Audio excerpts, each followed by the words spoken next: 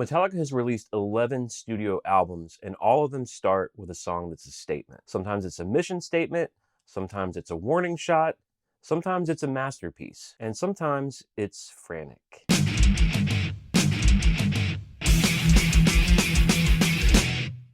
All right, today I'm ranking all of Metallica's album openers from Kill 'Em All to 72 Seasons, but here's the catch.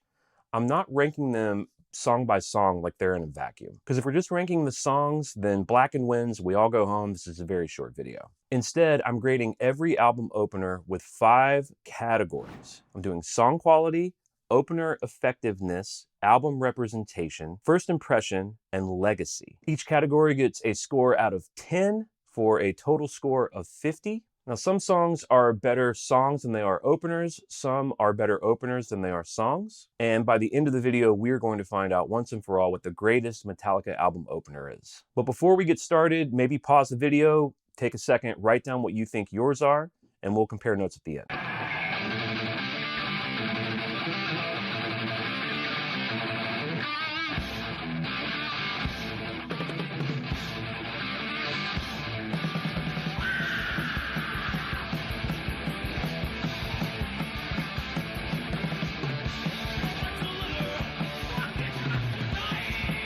All right, Hit the Lights from Kill 'Em All. First, we're going to start with song quality. Now, the riffs are great, the energy is great. It's impossible to deny the importance of this song. It's the first Metallica song they ever wrote. It's the first song on their first album.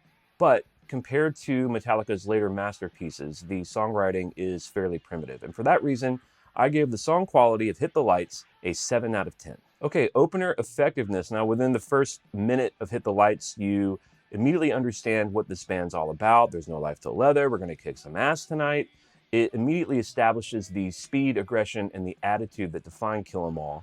And for that reason, for opener effectiveness, I give Hit the Lights a 9 out of 10. Album representation, this is basically Kill 'Em All, a little miniature version of Kill 'Em All. If you don't like Hit the Lights, you're not going to like the rest of the record. Album representation, I give Hit the Lights a 10 out of 10. Now, for first impressions, there's no grand, epic intro like we're going to see on the next couple of Metallica albums. But it is effective, it is a powerful attack, it is a mission statement, and for that reason I give the first impression of Hit the Lights an 8 out of 10. Now for Legacy, as the first Metallica song ever written, it's the opening track on their debut album. Its historical significance is enormous, and despite being 40 years old, it's still being played to this day. It's been played over 230 times. For Legacy, I give Hit the Lights a 10 out of 10. Bringing the final total of Hit the Lights to a 44 out of 50. Up next, we have Fight Fire with Fire from Ride the Lightning.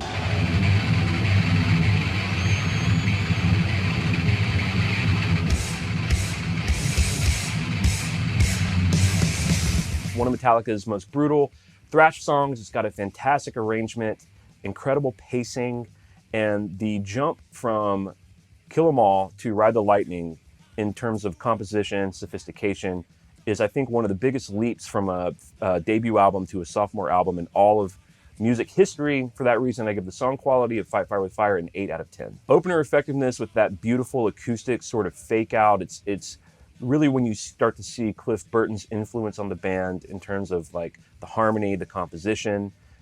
It remains one of the greatest openings of Metallica's entire catalog. I give the opener effectiveness a 10 out of 10. For album representation, I do think that Fight Fire with Fire introduces darker themes, greater complexity, increased ambition, all of these things that define the entire album. So for album representation, I give it a 9 out of 10. First impression, I just think the contrast between the acoustic opening into the pummeling thrash riffs, the fantastic guitar solos, the nuclear blast of the ending, I love everything about it. I gave this a perfect score of a 10 out of 10. For Legacy, this song's been played 365 times, but it never really became a permanent fixture in the band's set. I think it's beloved by diehards like me and you, but beyond that, I'm not sure how much the song lives on.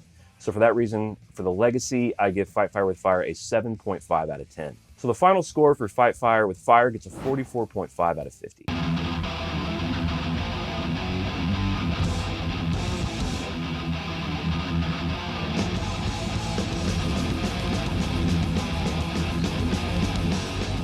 All right, Battery, Master of Puppets, the opening track on probably the greatest thrash metal of all time. It's in the Library of Congress.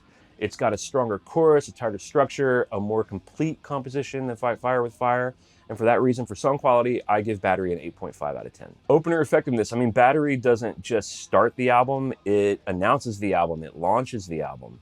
I give opener effectiveness for Battery a perfect score of 10 out of 10. Album representation, I think that everything that is cool and special about Master of Puppets as an album, in terms of the tightness of the songs, how well it was made, and how good it sounds, I give it also a perfect score of 10 out of 10. First impression, the intro is so iconic. Fight Fire with Fire sort of invented the format, but I think Battery is a step up from that. And for that reason, for first impressions, I give it a 9.5 out of 10. In terms of legacy, they've played the song over 1,000 times. It's a live staple. If there were a Metallica Greatest Hits, Battery would absolutely be on it. For legacy, I give the song a perfect score of a 10 out of 10. And that brings the total score for Battery off Master of Puppets a 48 out of 50. All right, and Justice for All, we've got Blackened. This is one of the greatest songs Metallica has ever written. It's one of my favorite Metallica songs, and I don't think that there's a single weak point in the song. And for that reason, for song quality, Blackened gets a 10 out of 10. Opener effectiveness with that backwards guitar intro, it's something they had never done before to that point. It takes the format from Ride the Lightning and Master of Puppets and does something completely different with it. I love it. For opener effectiveness, I give this a 10 out of 10. For album representation, it does sort of perfectly capture the darkness and the complexity of Injustice for All. The themes of the album would sort of go on to include, you know, the corruption of politics, war, the shortest straw, the song Injustice for All won. But I do think that it is a great announcement of what's in store for the album. For album representation, I give it a 9 out of 10. First impressions, it's just one of the greatest opening moments in Metallica's entire catalog. I give it a perfect 10 out of 10 on that. For legacy, this has over 500 performances. It's still a live staple. It's a cornerstone of the Justice era. For legacy, I give Blackened a 9.5 out of 10. And that brings the final score for Blackened, a staggering 48.5, near perfect score out of 50. All right, the Black Album, Enter Sandman, one of Metallica's greatest riffs, one of the most recognizable hard rock metal songs of all time. It's the song that took them to the world. It made them a household name. I think we take the song for granted a little bit because it was such a big hit. It's not a song that I put on myself, but if it's on the radio, I turn it up. And I think it's nearly a perfect song. In terms of song quality, I give Enter Sandman a 9.5 out of 10. Opener effectiveness, it's an amazing opener. It does feel more like a hit than a mission statement. It's interesting that the first song on the album is the biggest hit on the album. I'm not sure that that's happened on any of other Metallica albums. I give it a 9 out of 10. Album representation, I'm not sure it represents a lot of the different aspects of the Black Album. I think that we tend to forget sometimes the thrash elements on the Black Album, Holier Than Thou, The Struggle Within, Through the Never. There are things about the Black Album that I think stretch beyond what Enter Sandman shows us. So in terms of album representation, I gave it an 8.5 out of 10. First impressions, it's one of the most recognizable songs in music history. I remember seeing it. It was the first thing I ever saw of Metallica when I was 8 years old. I saw the video. I thought it was one of the coolest things I'd ever seen. For all those reasons, I give it a 9.5 out of 10. Legacy, it's the most performed Metallica song, over 1,400 performances. This has got to get a 10 out of 10, easy. And that brings the final score for Enter Sandman off the Black Album to a 46.5 out of 50. All right, next up is Metallica's Load. And can we just take a minute to appreciate how killer this picture is? This is one of my favorite photos of Metallica. I just love everything about it. Big Load guy, love Load, ain't my bitch. All right, song quality. It's a good song. It has a lot of attitude. I'm a fan of the song. It's one of the only songs on Load, I think, next to Hero of the Day, that has the double kick drum. It establishes the attitude and the groove of Load, but not one of Load's best songs. So for song quality, I give the song a 7 out of 10. The opener effectiveness, I think, is pretty high. It sort of lets everyone know that this is going to be a different version of Metallica. It's going to be a little bluesier. It's going to have a little more of that sort of alternative attitude. It just immediately introduces all of us to a different era of Metallica. So opener effectiveness, I give it an 8.5 out of 10. Album representation, similar to opener effectiveness, it establishes the swagger and the groove of Load, though it maybe doesn't really foreshadow the deeper moments of the album, the Bleeding Me's, the Outlaw Torns, Hero of the Day, and for that reason, I give it an 8.5 out of 10. First impression, I think most of us would say that the song is cool, but not very memorable, not iconic. So for that reason, the first impression, I give it a 7.5 out of 10. In terms of legacy, this is going to score pretty low on the list. It's been performed 175 times live. but really only in the Poor Touring Me era. A couple of years there. It's not been played live since 97, 98. So for that reason, I give it a 6 out of 10. And that brings the final score of Ain't My Bitch to a 37.5 out of 50. Give me fuel, give me fire, give me that which I desire. Ooh.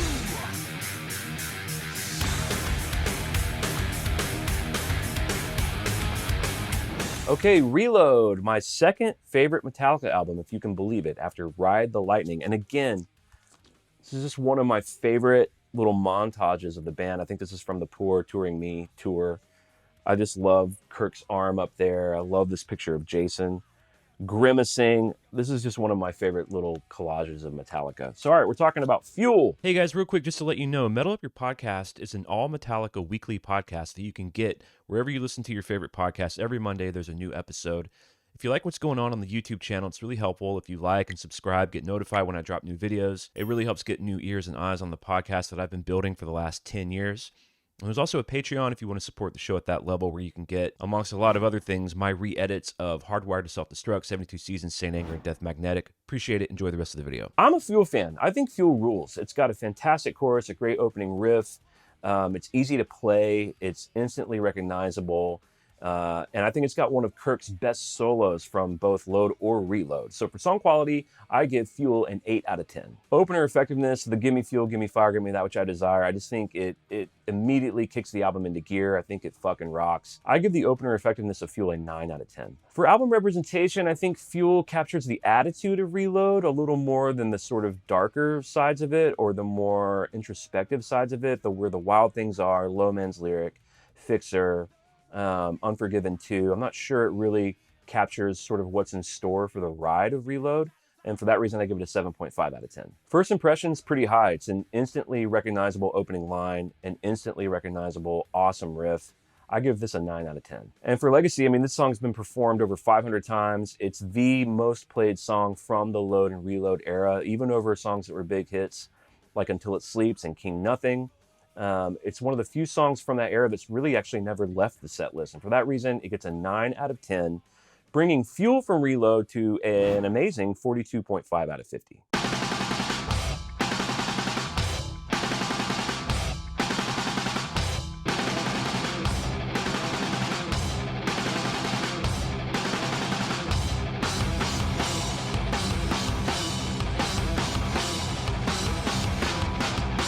All right, Saint Anger, Frantic. This is actually an interesting one. I think it's one of the better songs on Saint Anger. It's got a great chorus, interesting concept lyrically, but it is hurt by the things that most of the songs of Saint Anger are hurt by. It's repetitive, it's long, there's no guitar solos.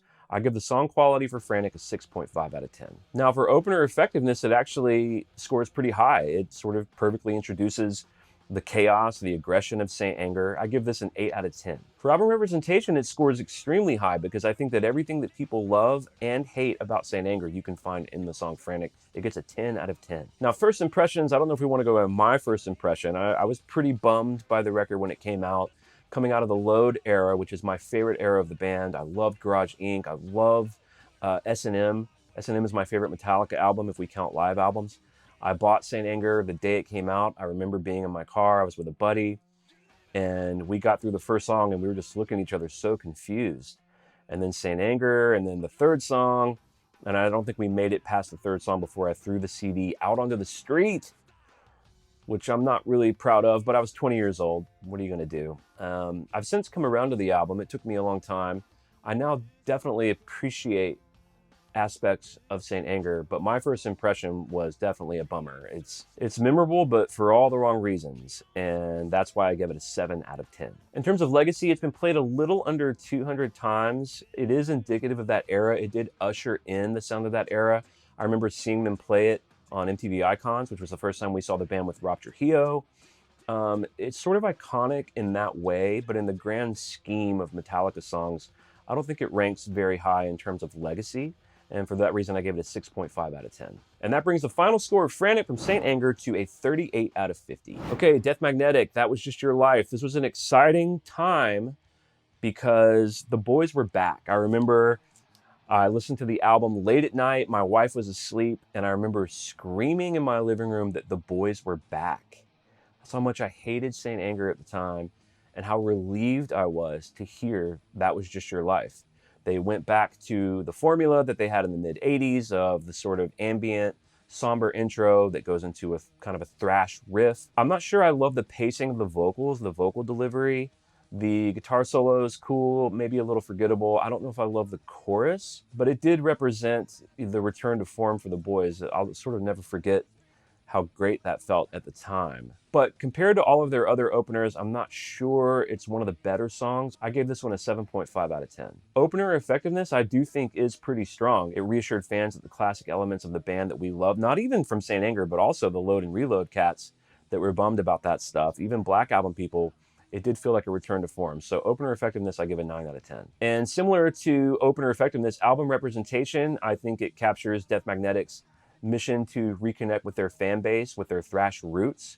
I give that a 9 out of 10. First impression, again, me screaming in my living room, my wife running out asking me if I was insane. I'll never forget how good that felt. I gave the first impression an 8 out of 10. For Legacy, this has been performed 170 times. It did open much of the World Magnetic tour, but it's not really lived on past that at all, and I doubt we'll ever even see it live again. So for the legacy of That Was Just Your Life, I give it a 6.5 out of 10. And the final score of That Was Just Your Life is a 40 out of 10. Okay, Hardwired, from Hardwired to Self-Destruct.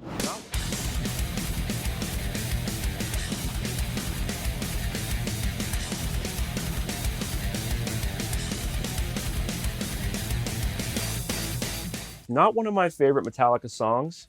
It's fine. It's cool. It's got a good chorus. It definitely does announce the record. It's short and sweet. It's pummeling. But again, it's just not a song that I revisit often. I tend to skip it.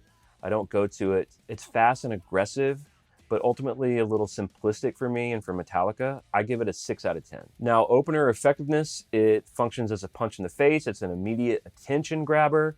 I give it an 8.5 out of 10. Now, album representation, I think lyrically, it definitely is a good tone setter. We're so fucked, shit out of luck. We're hardwired to self-destruct. That definitely is a good theme of the album. You definitely see it mirrored in Spit Out the Bone, Now That We're Dead, Am I Savage? But musically, you don't really hear anything else like it on the album. It's short and sweet. You know, when you think about songs like Dream No More, Halo on Fire, Murder One, Now That We're Dead, I'm not sure it represents what was to come on the album as a whole. And so for album representation, I give it a 7 out of 10. First impression's pretty good. It immediately packs a punch. It's short and sweet. It's thrashy. It kicks ass. Great vocal from James. I give it an 8 out of 10. Now for Legacy, it's been performed 179 times. It was definitely a staple on the World Wired tour, but I'm not sure how much it will live beyond representing just that era. I'm not sure it can compete with the other timeless classics in Metallica's catalog. So for that reason, I give it a 6.5 out of 10, bringing Hardwired from Hardwired to Self-Destruct to a 36 out of 50. Okay, last but not least, 72 Seasons from 72 Seasons. This is my favorite song from the album. I think that it is thematically extremely cohesive. It's a little microcosm of the entire album. It's one of the stronger songs, great lyrical concept, great delivery. I love the vocal performance. I think Greg Fidelman did a great job on it. I give the song quality of 72 Seasons an 8 out of 10. Opener effectiveness, it definitely establishes the themes of childhood, trauma, identity, the first 18 years of your life. It really does all of that very well. I give it an 8.5 out of 10 for opener effectiveness. Similar to opener effectiveness, I think album representation, it does a great job of setting up what the whole album's going to be like. I give it a 10 out of 10. First impression, I remember the first time I heard it, I was on tour and I was in my bunk. My little dark coffin that I love. Man, I had my headphones in and I was just grinning ear to ear. I was so stoked to hear 72 Seasons. It was actually one of the happiest I've been listening to a brand new Metallica song. I liked it more than Lux Eterna. I liked it more. I can't remember if Darkness Had a Sun or Screaming Suicide came before, but I remember hearing 72 Seasons and feeling very hopeful about the new album. So I give my first impression of 72 Seasons an 8 out of 10. For Legacy, it's kind of not fair. It's been performed 39 times. It's still a new song. It still is one of the songs that has lasted, that they still play live from the album. They seem to have mostly stopped playing songs from 72 Seasons, except for this one and Lux Eterna.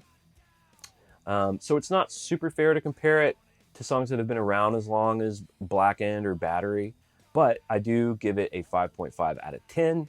which brings 72 seasons to a 40 out of 50. All right, and that's all 11 Metallica openers scored. Let's look at the leaderboard. Hardwired coming in at 36 out of 50. Ain't My Bitch at 37.5. Frantic got a 38 out of 50. The next two are tied. That Was Just Your Life and 72 Seasons, both at a 40. Fuel comes in at a 42.5. Hit the Lights scored a 44. Fight Fire with Fire edged it out barely with a 44.5. Enter Sandman lands at a 46.5. Battery finishing with an impressive 48. And that leaves only one song, Blackened, with a 48.5 out of 50. Honestly, going through this, I think I was most surprised that Blackened won out. I knew it would probably be between Battery and Blackened and maybe Enter Sandman. And it's interesting how close Battery came to beating Blackened. But Blackened's the more complete composition, the reverse intro, the main riff, the lyrics, the arrangement, the solo, the ambition. It's one of those songs, too, that I don't think that the fan base is like super divided on. I mean, there's a few of those songs, Creeping Death, Blackened, One, Master of Puppets, that we all sort of agree are bangers. And that's one of the things that I love so much about Metallica, is how many timeless classic songs that they have. And so now it's your turn. What did I get wrong? What did I get right? I know some of you are going to disagree with me. I know you're going to write in the comments, and I look forward to seeing what it is. So tell me what you think Metallica's greatest opener is. And as always, thanks for watching. Thanks for listening. Like, subscribe, all that shit. And we'll catch you next time. Peace.